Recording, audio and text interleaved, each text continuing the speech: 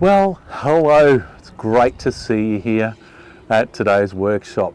My name's Leigh Johnson, and thanks for coming along to our virtual Edutech Conference 2021. As is so much of the year, it's been shaped by the impact of COVID, but it's been a good opportunity to look at doing things in a different way and seeing what we can get from the technology that we're surrounded with. Now, I'm on a boat. And the reason I'm on the boat is because it is the perfect example of everything we're trying to talk about today. By that I mean this. We're talking about learner agency and education technology and stuff that's important to learn. Now recently I started my own adventure into sailing. I watched a lot of YouTube clips and had a chat with a lot of people, and I even used some of the other technology that was out there. I found an e-sailing app that I could use, and it helped me learn some of the language and some of the concepts. But in reality, all the technology in the world made no difference until I got in the boat, got out on the bay and hoisted up the sails. Nothing's taught until something is learned. Nothing's really learned until you've done something with it.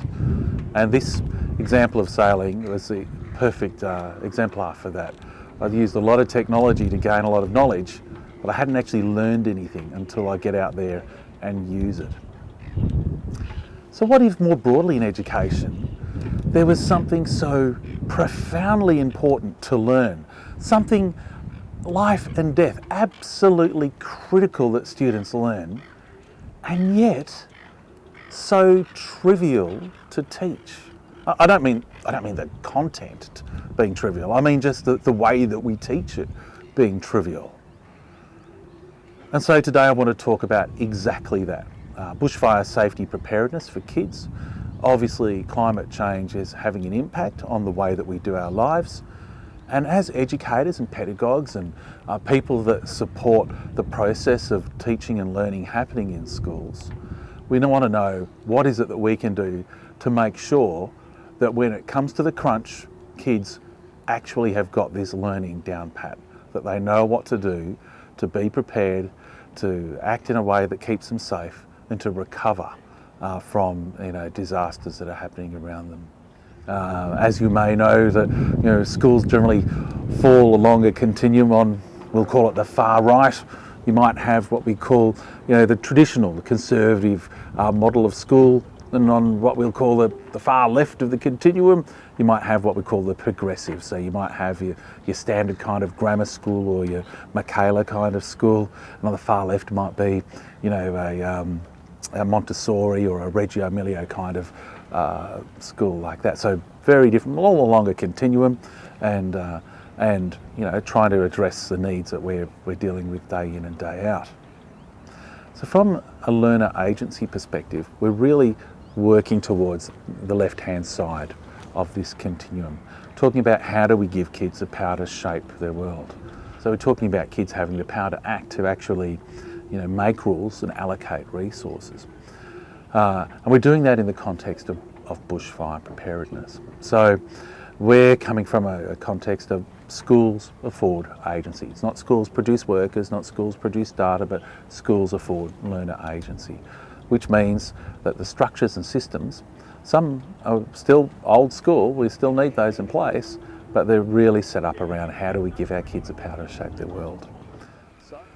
So in talking about the agency we're giving our kids to shape their world such that they know how to prepare for the bushfire season, we really had to wind things back and actually ask all these deep questions like, what does it mean to teach? What does it mean to learn? What's most important? How's this all happened in the past? What are the expectations? What if we get it wrong?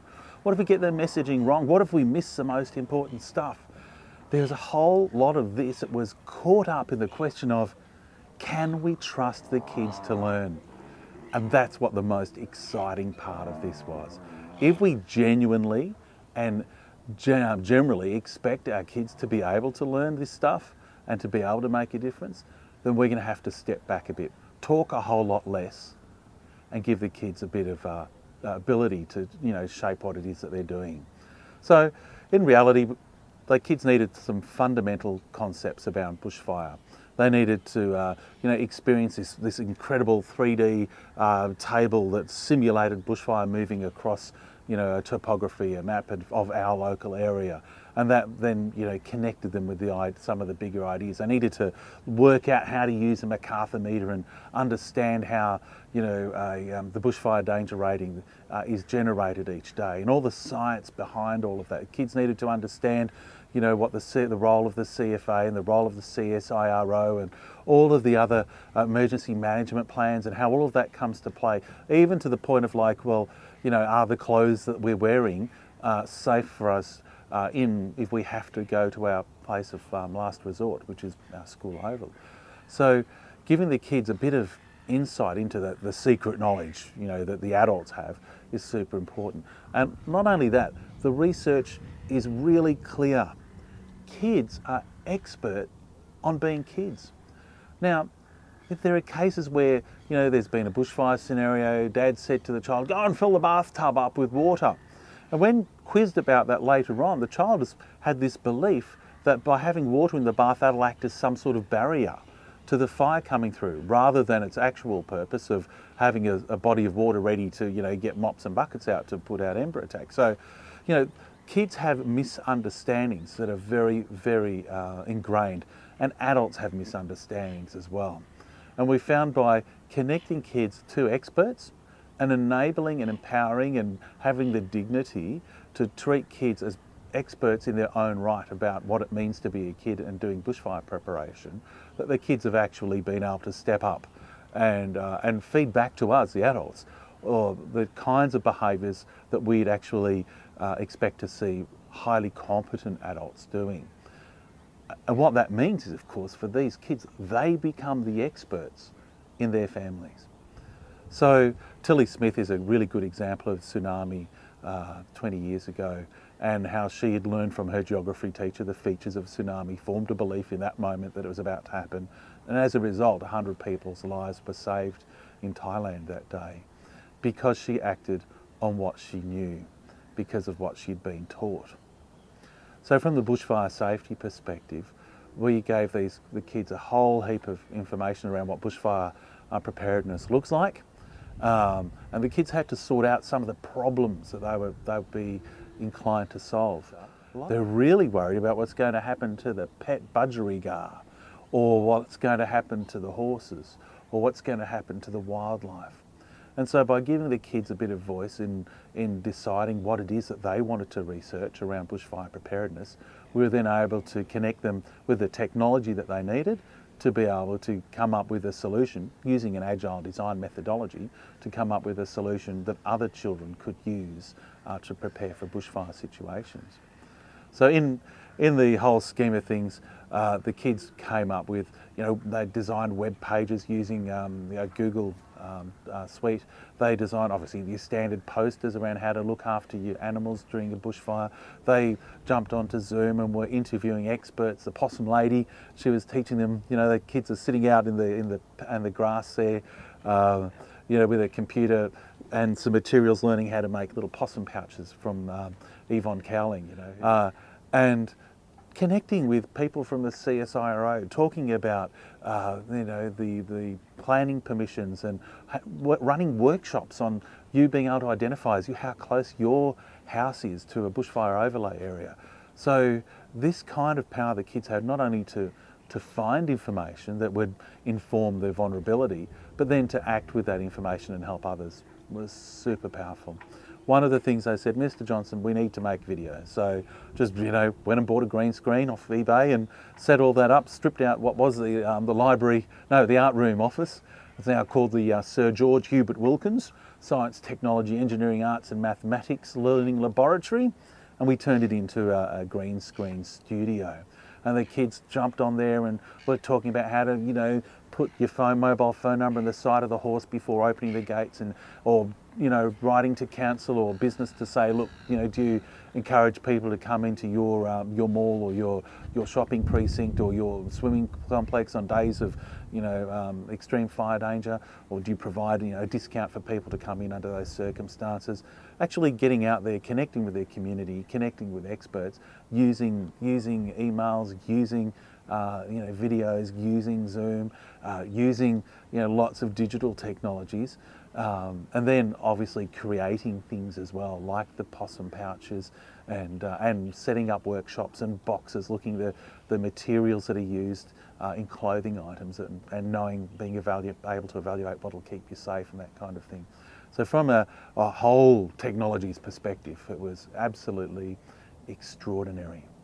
In a recent bushfire season, kids actually jumped onto Google Docs, crafted a whole heap of questions. We know from the research, the types of questions that we were asking have fairly consistent answers. And so they're able to reach out to an expert, find out some of those answers, and then begin to craft their products in relation to those responses. So part of our journey is that we've been working very closely with a couple of agencies and experts, one of them being Dr. Bryony Towers and she's one of only 5 experts in the world in child-centred disaster risk reduction. Dr. Bryony, great to have you here with us today. Just want to ask you, as an expert in child-centred disaster risk reduction, about your experiences of kids choosing what educational technology they use to solve the problems that they've chosen to investigate. Once they've chosen the problem that they want to investigate and solve, they already have existing skills in some cases, which leads them to adopt particular technologies. So they're applying their existing skills, but then when they're working in groups with each other, they're teaching each other their skills. And then the other aspect of it would be how they use the technology that is available in their classroom to engage with outside experts. So in our case, the students were using Zoom and to interview experts in Canberra, Sydney or Adelaide. And that provided them with access to information that they never would have had access to, and provided them with opportunities to ask experts the questions that were really important to them. And then once they had that information, they were able to use that and interpret that and reframe that so that it was relevant in their own community context.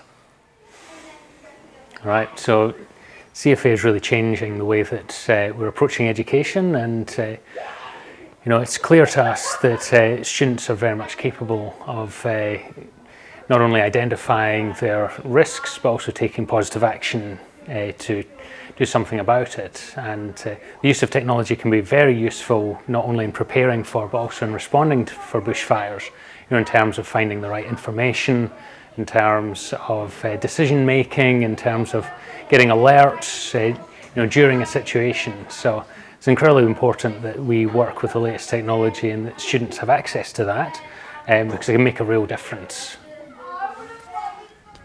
So one example that really sticks out to me is a student who really didn't engage much in the classroom. He was very busy with his computer screen open, but I was really not quite so sure about what learning was actually taking place until we get an email to our school. And it turns out this particular child had worked out that actually people doing life with a disability were highly disadvantaged when they have to evacuate or get away from a high danger zone. He'd heard stories about how people had been put onto the back of fire trucks without access to their wheelchairs or some of the equipment that they need to stay safe. And so he, without any help from anyone else, researched, and he found a professor in a university who was an expert in helping people with disabilities, and wrote them a really big email, except he put it all in the subject line. His spelling was atrocious, and it was really highly unpolished. But it was evidence to me that even what I thought was a fail was an outrageous success. Here is someone who's typically not engaged at all, who I had no visible feedback about the level of engagement, but actually was empowered to make a difference.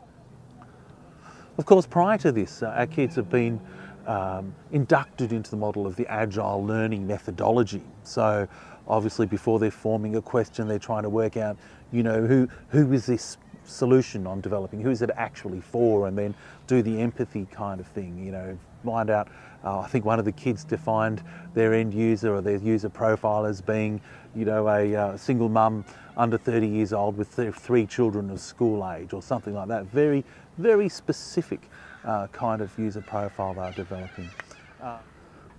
So at the end of all of this, our kids hosted, a big workshop, and they were able to teach all the other students in the school around what it is, that they'd been doing, and parents were able to give us some feedback on the learning that the kids had done. And already we could see that our kids, instead of being positioned as novices within their families and someone to be acted upon, that actually the adults in their lives are starting to see them as experts, as people who they could go to and get reliable information. And all of that then led to the idea of, well, hang on a minute, shouldn't we as kids be able to have a say in the shape of our learning about all this stuff? So instead of being incredibly important to learn, but trivial to teach in terms of the methodology, blackline masters and a video or something like that, why don't we as kids form a manifesto, like a few statements that actually say, hey, we're really worth listening to. We're experts on being kids.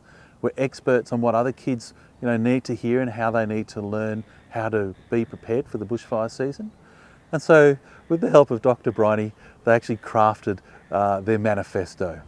And so going forward, one of the things that we really are trying to accomplish is getting kids talking with each other and learning from and with and through each other around how best to learn and cause learning to happen around bushfire safety preparedness. So I hope you've really had an opportunity to engage with some of the ideas today.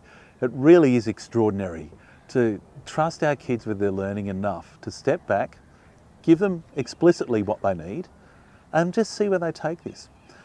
Philosophically, we're talking about the idea of embedding artefacts in the kids' learning ecology. So often that's access to technology. Not necessarily saying to the kids, you have to use this, but drawing their attention to it so the kids become attuned to the things in their learning ecology, the artefacts in their ecology, and then they think about the affordances. I can use this to do that. So in terms of, say, the agile methodology for developing a solution to a problem, we've embedded all of these technological artefacts, be they wind meters or light data loggers or trail cameras and that sort of thing. So all of these are features that are embedded in their learning ecology that they can, once their brain is attuned to the nature of the problem they're trying to solve, then they can look at these things differently and go, right, I can use that tool, I can use that green screen and that iPad or this software program to produce a movie to share with other kids about what to do to keep your horse safe. Really powerful. Now, the more kids doing this, the more ideas are going to be out there. And the more they share these ideas with each other, the greater the number of opportunities are going to be sparked for our kids to actually connect with experts and make a difference in their world. Well, thank you for watching today. We're all probably a little bit past staring at screens while we're in lockdown, so wherever you are in the world watching this, it's been fantastic to have you a part of this conversation.